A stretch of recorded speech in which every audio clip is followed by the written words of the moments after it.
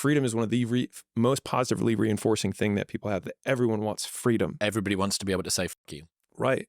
But once you say fuck you, you have to do something, because you can't just stand there and saying fuck you over and over again for hours for the rest of your life. You start to do something, and that thing that you choose to do after you say fuck you is what you want to do.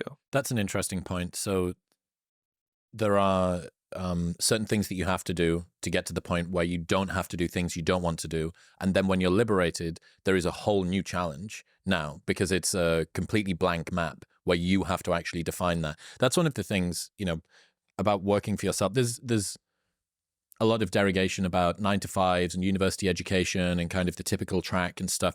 Like, bro, you should be very cautious about criticizing people that have more normal salaried 9-to-5 jobs, because I look at most of my friends and they can't not take their work home with them. So for certain psychological makeups, who's more free?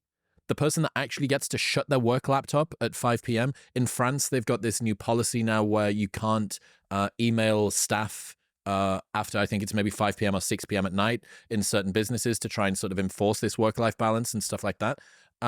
So for certain people, you're shaking your head. What's your problem? I mean, my first thought was, well, France just took its irrelevant economy and just made it less relevant.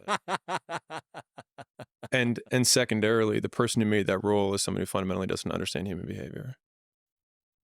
So if they were to pass that rule for me, then what they did is they actually made my life worse.